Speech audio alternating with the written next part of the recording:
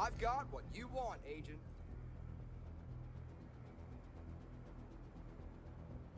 Hello everyone and welcome to a Division 2 build video made by Mistasulu1. I'm bringing this video to you today basically just to give you an idea of a rifle build that I put together. It's a variation on the M1A builds out there right now. We have first, which is a classic M1A. That is what I'm using, is a classic M1A with this build. It has boomerang, it has Allegro, and it has overlap on it. This weapon has 113.4 base damage on it. I'm not going to include any gameplay with this video just because who knows if I'm actually using the build in the gameplay I show you. So I will just show you the build. On the secondary weapon I'm using the Lullaby, mainly for the holster talent, which refills a quarter of your magazine for every single time you roll. This comes in very handy in PvP and in PvE, which greatly helps basically. Now also I am using a sidearm which has in rhythm on it, which basically it will give you a 5% chance to reset a skill whenever you get a kill is what it will do. It will give you a chance to reset your skill. And I am using, it has premeditated on it, but that's not important. That's not procced. It's not a big deal. I basically never pull that weapon out. It's there for the holster talent. Now to the build itself, for the mask I am using a Night Watcher mask.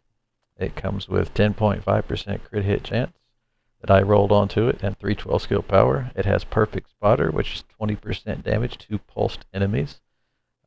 Has drone skill power and skill power in the utility mod slot. Now for the chest piece, there is an Alps chest piece. It comes with it came with 16% crit hit chance, and I rolled 15.5% onto that to add to the damage. It comes with vigilance, which is 25% more weapon damage, as long as you don't take damage. And if you do, it's only gone for 4 seconds. It has one of each mod slots. I added crit hit chance, drone skill power, and some more armor and health with those 3 mod slots. Using the 2-piece True Patriot as well. The holster comes with 4 colors basically, which is very important. It adds to your colors 25,000 health, 16 crit hit chance, 4 more % crit hit chance, and some more rifle damage. Now for the knee pads, the other part of a 2-piece True Patriot set. On the knee pads I am using skill power. I use skill power because that's how I like to run this build, is with a very effective drone. I also have more crit hit chance and some more armor on the knee pads to help out. It is not the toughest build in the world as far as toughness. It's not a tank, but it is an absolute monster when trying to mow down people with large amounts of armor. For the gloves, Overlord, which gives you more rifle damage, 5% more on the attributes section, and more skill power I rolled onto it. I'm using Obliterate as the talent, which is 30% crit hit damage for 15 seconds whenever you peel off someone's armor. Now as far as the backpack, I have a Strategic Alignment Perfect Spark backpack. 20% more damage whenever your skills damage an enemy. And hardened. It's very important. These talents do basically play off of each other and coincide. So whenever your drone is damaging something, which is basically all the time, you're going to be getting that 20% bonus damage. I added another drone skill power mod to my to that mod slot. So basically, you're getting 20% from the drone. From the drone attacking something with perfect spark, 20% for spotter, and 25% from vigilance on top of the already high base damage. You have almost 2,400 PvP damage on this striker drone. Players do not like getting shot by this drone. That is not something that they will directly turn their attention to your drone whenever. I have seen it happen many times because it will start draining their armor very fast.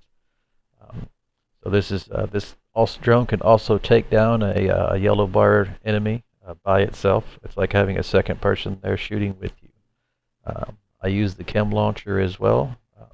I have extra skill power, as you can tell, on this build, especially because of the technician specialization.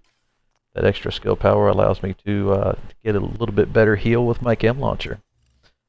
As you can see also, I am running 60% crit hit chance on this build, capped out at 60. And the very important part of that is it procs with Boomerang, which is a whenever you have crit hit chance that high, it's a 50% chance that it will return a round to the magazine whenever you get a crit hit. So, and those are quite often when you're capped out.